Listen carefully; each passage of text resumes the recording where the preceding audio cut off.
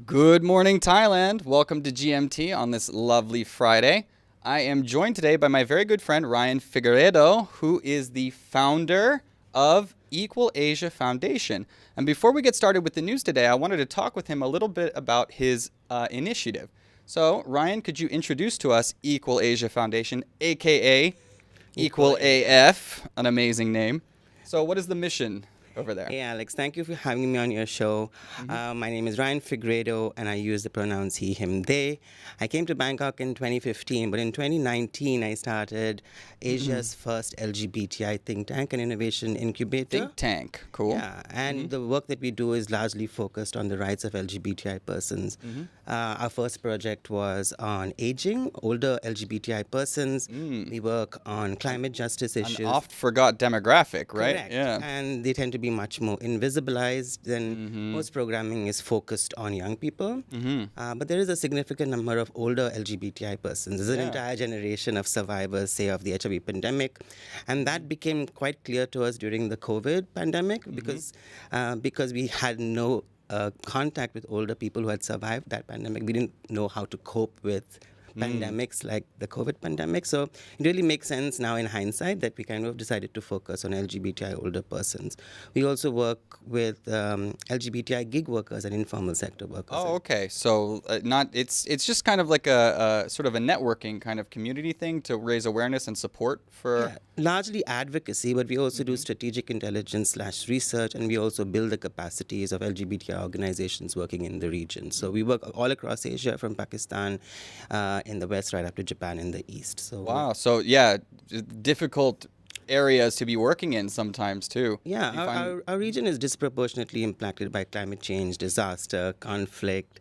A number of our countries are rapidly aging, and there is no social protections for older LGBTI people.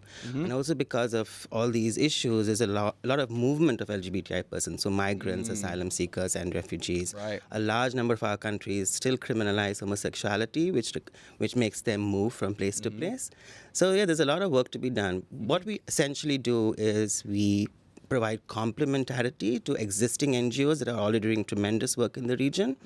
But there are gaps, and those gaps are not for lack of intent, but lack of funding. Sure, sure. Resources are always Resources very are really important for these important. kinds of battles. Well, thank you for the work that you do. Is there an app or something or a website we can go Yeah, to? so one of the things that we've been focusing on, especially in the aftermath of COVID, is focusing on the informal sector, where a lot of LGBTI persons find work because they experience stigma and discrimination in formal workplaces. But the downside of that is there's a lot of precarity in informal sector work. They are contractual. Instability, There's yeah. instability. It's contractual. They don't enjoy benefits. And they often work multiple informal sector or gig work jobs, which kind of is precarious. Just to give you an example, a number of LGBTI persons deliver your food or parcels through, a number of those platform apps. And if you look outside the window today, the pollution is pretty bad. Oh. And a lot of people in the gig work Cannot escape those cannot escape dangers. those, and there is no health benefits for them. So this is an example. We launched the Get Equal app, and you can download that app online. It's built on top of Line, which is the chat platform, and you can download the app. It's called app.equalaf.org. This app allows gig workers, LGBTI gig workers especially, to access job opportunities, for employers to create opportunities, and for LGBTI gig workers to come together on on a community chat platform so they can exchange ideas and organize around this app. Okay, cool. Well, check it out, everybody. Now, thank you for the introduction. But Ryan, you. let's get into the headlines for today. So I'm going to get Sure. started over here. Whoop, that's 1, 2, 3, 4, 5, 6. You're good there. And today we're going to start off in Pattaya, where 16 Chinese tourists are accusing a tour guide of abandoning them. So Pattaya Tourist Police, yesterday, they were abandoned in an elephant village in Banglamung district in Pattaya by their Thai tour guides. It sounds dicey. It is, but one tour guide has denied the allegations. So about 16 Chinese tourists went on this excursion in Pattaya to go check out some elephants. And in the end, one of these Chinese tourists said, quote, "I don't know why the tour guides left us. The two disappeared and did not inform us of anything. I didn't see their tour license. I don't know where my hotel is. We're just here." Now, apparently the elephant thing was off the menu Okay. for the tour, and they were supposed to pay extra for this, Which which they did. they refused to, apparently. Right. At least this is what the tour agency is alleging. Okay. Yeah, generally it's just a he said, she said with this tourist in the tour group right now. But I think it's highlighting something we've been talking about on the show for a little while, and that's these uninformed tourists and maybe tour agencies that are taking Right. advantage of the uninformed tourists. Again, I don't know who's the bad guy in this story. But it's made the news. Yeah, it has made, well, because people are interested in these tourist, Right. conflicts, if that makes sense. News like this is discouraging For tourism, yeah. tourism, yeah. And especially with the topic of Chinese tourism coming back to Thailand being such a hot button thing right now. There's a big push to encourage more Chinese tourists to come into the country, right? For sure. And Yeah. that's because China's opening up again for the first time. But more than that, they're flooding in, and now where's the infrastructure to take care Right. of all of these Chinese tourists? Because typically Chinese tourists, not the best with English language. Right. So you need a lot of Yeah. specifically Need an Chinese enabling language. environment for them, yeah. Yeah. So I don't know. What do you make of this story? Would you put the blame on the tour guides or the tourists in this one? It's hard to tell. I mean, there's no information about what was agreed upon, right? Right. Besides, of course. Like I said, it's a bit of a he said, she said right now, Right. guys. Now, there is a bit of a stigma, though, going on Chinese social media because many influencers are accusing Thailand of basically tricking Chinese tourists into illegal black market things, including sex work or even organ trafficking, Okay, that's... which is completely unsubstantiated. Okay, so like these are just Chinese influencers trying to Right. causing a Discredit problem. The sector. And that might affect the tourism here. So Aren't we going into low season soon? I mean, it's weird Yeah. in these years as everybody's sort of traveling again. So I think it's a little hard to predict Right. what the seasons are going to look like. But yeah, anyways, we'll let you know what happens there. Maybe. Well, let's move on to our next story. Can you tell us, Ryan? We're moving into the holy month of Ramadan. So the Thailand's leading Muslim cleric announces the start of Ramadan. Thailand's leading Muslim cleric announced the start date yesterday. And he said, as announced to the Thai Muslims across the country, to sight the new crescent moon after sunset on Wednesday, the 22nd of March, to mark the first day of Ramadan. It has been confirmed that the new crescent moon has been sighted. Yay. And declared Thursday, March 23rd as the first day of the holy month of Ramadan. Muslims really make up roughly 5% of Thailand's population, mostly concentrated in the southern part of Thailand. And an estimated 20% of Phuket's native population are Muslims. According to Phuket News, many government offices in the island provinces are making small donations of food and water to be served at iftar, the evening meal with which Muslims break their fast at sunset. All right. So, yeah, Thailand it has a major minority, right? Muslims Yeah. are about 5%, much more concentrated in the south. But more importantly, it is a major tourist attraction for many Middle Eastern countries. I see. Thailand is Thailand is the fourth most popular non-Muslim country among Muslim tourists. I see. So despite the small Muslim think about that, right? Fourth most popular amongst Muslim tourists. It's not even majority Muslim, right? How many they're not think Indonesia, think even true. Malaysia has a larger Muslim population.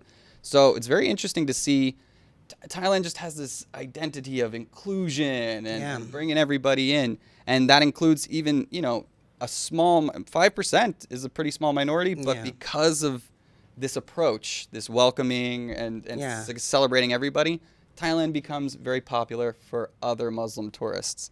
So keep it up. Happy Ramadan. Happy Ramadan. Everyone. Ramadan Kareem to all of our Muslim friends. Yeah, let me know if you guys are going to be fasting. We'll see. I am. I'm already hungry. All right, guys. Well, anyways, we're going to take a quick break, and we got a couple more stories for you after we get back, and we'll see you in just a minute. Happy Friday. And join the fun at Carnival Magic. the world's first Thai carnival theme park. Don't miss the opportunity to experience the enchantment of the magical wonders at the one, the only, Carnival Magic Phuket. This show is brought to you by Carnival Magic. It is a carnival fantasy. If you find yourself down in the Kamala area of Phuket, please go check it out. Bring your friends, bring your family, have some fun.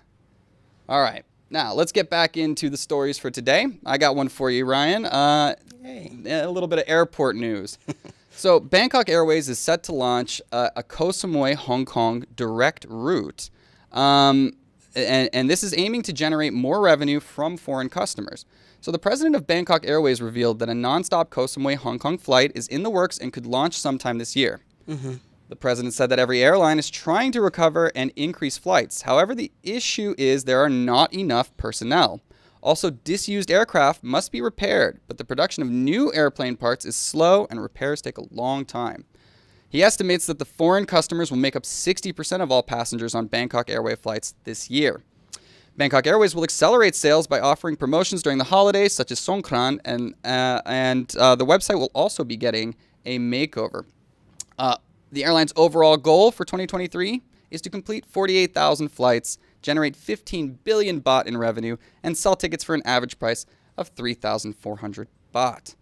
So the planes are moving again. We have some big festivals coming on along the way. A lot of Songkrans coming up. And that's a really long weekend. Mm-hmm, of course. Yeah, this is a really good move in that direction, yeah. Well, especially for, Hong Kong is such a major hub of travel, right? So many flights and routes go through the Hong Kong airport. So having a direct flight from, I'm sure there's already direct flights from Hong Kong to Phuket. Sure. But Koh Samui adding more destinations. And by the way, have you been to the Koh Samui airport? I haven't. You have not? I haven't been to Koh Samui. Oh, really? Okay. Yeah, so Koh Samui was where I got stuck in 2020. That is the pandemic. Yeah, I'm telling you, that is the nicest airport I've ever been to. It's very beautiful, regional. It's just all green and really well manicured. Koh Samui Airport. So this would be an upgrade, right? With this flights coming in from Hong Kong. Well, I mean, because usually you would have to fly to Surat Thani and then take the whole, bus and boat and everything. Flying into Koh Samui is typically more expensive. I would argue worth it. It's a lovely airport experience, and then you don't have to deal with the, bus and boat of flying into Surat Thani. Correct. So, anyways, you never been to Koh Samui, Copenhagen? No, I'm more of a mountains and hill kind of person. You're heading up north. I'm heading up north. And that Chiang Mai, Isan vibe going. Correct. I got you. Cool. All right. Well, anyways, that's enough about airports. We talk about those all the time. Talking about chicken and rice next. Let's finish up with a fun one. Ryan, tell us about this gastronomic experience. Go on. I found this really very cool. A Taiwanese woman shrugged aside the well-worn slogan, pleasure on the lips, lifetime on the hips, to emerge victorious in a food challenge at a restaurant in Bangkok. The foodie devoured 3 kilograms of chicken and rice in just 35 minutes. Wow, that is Jesus. Making her the 37th winner of a challenge since it was launched 10 years ago. Okay. The chicken rice shop, Sri Long Pachana, I'm sorry for my pronunciation, posted a picture I would have done worse. Taiwanese woman with a great giant empty plate that was piled high with chicken and rice on its official Facebook page yesterday and announced her victory. The page caption said, the 37 champion of the giant chicken rice challenge, a Taiwanese woman in a cute student uniform, spent 35 minutes finishing the food. So cute. Right. So, this food challenge. Have you ever done a food challenge? No. Yeah. So I have. I failed every single time. I'm like, I could do that. They don't necessarily set you up for success. For sure, no. Like the whole point is, right, like if you don't make it, you have to pay whatever it is for it. Okay. If you finish the food challenge, it's free. You get a place on the wall. You get a place on the wall. You're a legend, whatever. Right. What I don't understand is how, like, people like this Taiwanese girl, her YouTube page, by the way, she's an influencer. She's got about 50,000 followers on her channel, and all she does is food challenges. Wow. So clearly I think it takes training, man. It's a lot of binge eating and stuff like that. Now, this meal was 1 kilogram of chicken, 2 kilograms of rice, and you have to finish it within an hour. So she's still had 25 minutes to spare. But this is still not the most impressive win that they've had. Now, there was 37 winners, so it's about they're on 3 to 4 winners a year. So that's it's quarterly almost. Right. But one person managed to finish it in about, I think it was like 11 minutes, Wow. 11 or 17 minutes. He must have been really hungry. What is going on? How do you prepare for something like this? Like I said, I think it's just training. Or You starvation. just have to punish your stomach a whole lot, and yeah, it's one of those weird. It's called gastric dilation. This is like that. Sorry, it's a real so thing. wrong. Give it a Google. I swear it's appropriate for work. I believe you. But gastric dilation is a special thing that only certain people have. And that's why you see girls like this able to put away 3 kilograms. Like, think about that as a percentage of body weight. That was probably like 5%. She added like 5 to 10% to her body weight, I think. Yeah, come to think of it. Just insane to me. So, yeah, pretty funny stuff. But yeah, have you guys ever participated in any eating contests? Yeah, write to us. Give us recommendations. Yeah, let me know. I know there's some at the curry houses and stuff like that. I failed every single one. So let us know your insights and what you guys have been trying to binge and put away. 3 kilograms. Oh, gosh. I can't even think about it, man. Like, I didn't eat breakfast. I'm hungry, but that still disgusts me. All right. Well, anyways, guys, that's it for the headlines today. Thank you. Thank you, Ryan, Thank for you so much joining having us. me. I appreciate it. Check out Equal Asia Foundation. Please do. And also, please join us. We're going to be starting a new show in about 1 hour. At 10:30, less than an hour. We'll be starting Thaiger International. We'll be exploring many different subjects: politics, pop culture, sports, science, all sorts of things. Congratulations on the new show. Thank you. Well, I'm just trying it. But yeah, join us, live chat. We'll be talking to you, and we'll see what you guys have to think. Take care. All right, guys. Have a good day. See you later.